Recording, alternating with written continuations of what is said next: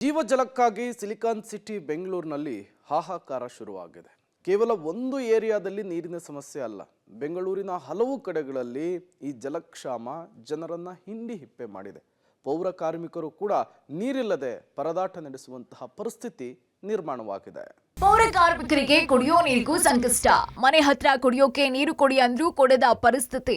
ನಗರದಲ್ಲಿ ನೀರಿಗಾಗಿ ಪೌರ ಕಾರ್ಮಿಕರ ಪರದಾಟ ಮಿತಿ ಮೀರಿದೆ. ಈಗಾಗಲೇ ನೀರಿನ ಹಾಹಾಕಾರದ ಸುದ್ದಿಗಳನ್ನ ಪಬ್ಲಿಕ್ ಟಿವಿ ವಿಸ್ತೃತವಾಗಿ ಪ್ರಸಾರ ಮಾಡ್ತಾನೆ ಬಂದಿದೆ. ಆದ್ರೆ ಈ ಸುದ್ದಿ ಸಂಕಷ್ಟದ ಜೊತೆಗೆ ಒಂದು ರೀತಿ ಮಾನಸಿಕ ನೋವುಂಟು ಮಾಡಿದೆ. ಯಾಕಂದ್ರೆ ಇಡೀ ನಗರವನ್ನ ಸ್ವಚ್ಛವಾಗಿಡುವ ನಮ್ಮ ಪೌರ ಕಾರ್ಮಿಕರಿಗೆ ಈ ನೀರಿನ ಅಭಾವ ಜೋರಾಗಿ ತಟ್ಟಿದೆ. ಬೆಳಿಗ್ಗೆ 6-7 ಗಂಟೆಗೆ ನಗರವನ್ನ ಸ್ವಚ್ಛ ಮಾಡೋದಿಕ್ಕೆ ಪೌರ ಕಾರ್ಮಿಕರ ಸಮೂಹ ಬಂದಿರುತ್ತೆ. ಬರುವಾಗ ಮನೆಯಿಂದ 1 ಲೀಟರ್ ಬಾಟಲ್ ತರ್ತಾರೆ.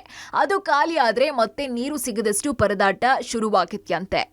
ಕೊಡ್ತಾರೆ ಒಬ್ಬೊಬ್ರು ಕೊಡ್ತಾರೆ, ಒಬ್ಬೊಬ್ರು ಕೊಡಲ್ಲ, ಒಬ್ಬೊಬ್ರು ಇಲ್ಲ ಹೋಗಮ್ಮ ನಮಗೆ ಇಲ್ಲ ಅಂತ ಹೇಳ್ತಾರೆ. ಒಬ್ಬೊಬ್ರು ಕೊಡ್ತಾರೆ, ಒಬ್ಬೊಬ್ರು ಕೊಡಲ್ಲ.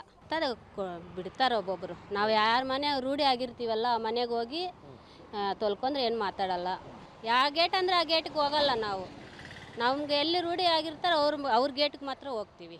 ನೀರನ್ನ ಕೇಳಿದಾಗ ಕೆಲವ್ರು ಕೊಡ್ತಾರೆ, ಕೆಲವ್ರು ಕೊಡಲ್ಲ. ನೀರಿನ ಅಭಾವ ಎಫೆಕ್ಟ್ ಹೇಗಿದೆ ಅಂದ್ರೆ ಕುಡಿಯೋಕ್ ನೀರು ಕೊಡಿ ಅಂದ್ರೂ ಕೊಡದ ದುಸ್ಥಿತಿ ಬೆಂಗಳೂರಿನಲ್ಲಿ ಶುರುವಾಗಿದ್ಯಾ ಅನ್ಸುತ್ತೆ.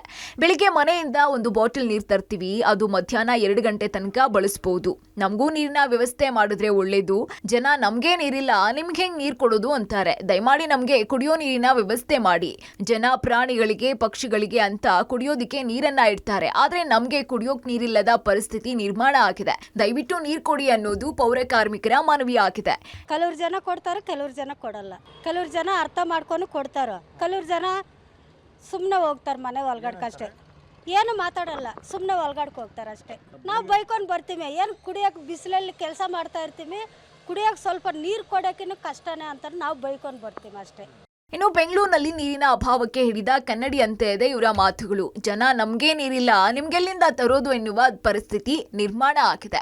ಇನ್ನು ಇದನ್ನ ಜಲಮಂಡಳಿ ಹಾಗೂ ಬಿಬಿಎಂಪಿ ಯಾವ ರೀತಿ ಸರಿಪಡಿಸುತ್ತೆ ಅನ್ನೋದನ್ನ ಕಾದು ನೋಡಬೇಕಾಗಿದೆ. Madesh, public TV, Bengaluru.